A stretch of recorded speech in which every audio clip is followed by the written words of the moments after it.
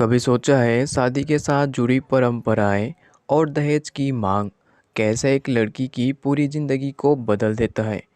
क्या शादी केवल रिश्तों का बंधन है या फिर यह एक लेन देन बन चुकी है। शादी हमारे समाज में एक पवित्र बंधन माना जाता है, पर जब इस रिश्ते में दहेज जैसी चीज़ें घुस जाती है तो यह बंधन रिश्ते से ज़्यादा बोझ बन जाती है। आज हम आपको एक ऐसी ही सच्ची घटना सुनाने जा रहे हैं जहां शादी के बाद की उम्मीद और सच के बीच का फ़र्क आपको सोचने पर मजबूर कर देगा।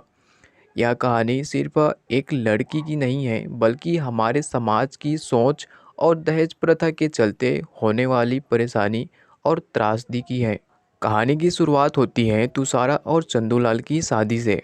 तुषारा का परिवार मध्यम वर्गीय परिवार था, लेकिन उन्होंने अपनी बेटी की शादी में किसी भी चीज़ की कमी नहीं रखी। दहेज में 20 सोने के सिक्के, अच्छे कपड़े और हर छोटी बड़ी चीज़ें दी गई ताकि उनकी बेटी की शादी शान से हो। चंदूलाल और उसका परिवार भी दहेज लेकर खुश था, पर क्या ये खुशी टिक पाई? आगे की कहानी में जानते हैं। शादी के कुछ ही समय बाद तुषारा की सास ने अपना असली रूप दिखाना शुरू किया। वो हर छोटी बात पर ताने मारती, तुषारा को प्रताड़ित करती। अब सवाल ये था, क्या ये वही पढ़े लिखे लोग थे जिनके साथ तुषारा की शादी करने का सपना दिखाया गया था? तुषारा को बोला गया था कि तुम्हारे साथ जिनका शादी हो रहा है वो अच्छे लोग हैं।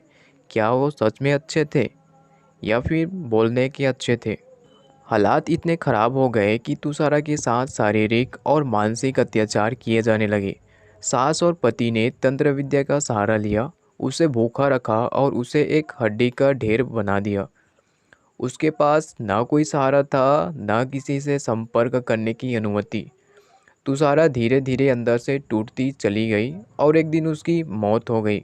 यह कहानी हमें केवल तुषारा की मौत की नहीं, बल्कि उस मानसिकता की याद दिलाती है जो आज भी हमारे समाज में दहेज को एक आवश्यक तत्व मानती है।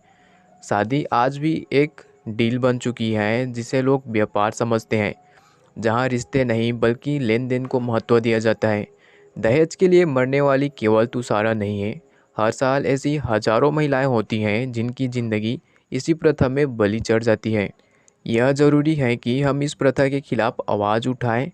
दहेज लेना और देना दोनों ही कानूनी अपराध हैं, लेकिन यह तब तक खत्म नहीं होगा जब तक समाज इसे स्वीकारता रहेगा। हमें इस प्रथा को रोकने के लिए न केवल कानून का सहारा लेना होगा, बल्कि हमें अपनी सोच को बदलने की ज़रूरत है, क्योंकि जब तक हम इस मानसिकता को नहीं बदलेंगे, तुषारा जैसी लड़कियां इस पवित्र बंधन की भेंट चढ़ती रहेगी। मैं चाहता हूँ कि इस कहानी को आप ज़्यादा से ज़्यादा शेयर करें ताकि अधिक से अधिक लोग जागरूक हो सके। दहेज की यह बुरी प्रथा केवल तभी खत्म हो पाएगी जब हम सब मिलकर इसके खिलाफ खड़े होंगे। शादी रिश्तों का नाम है, व्यापार का नहीं। आइए हम सब मिलकर इस सोच को बदलें।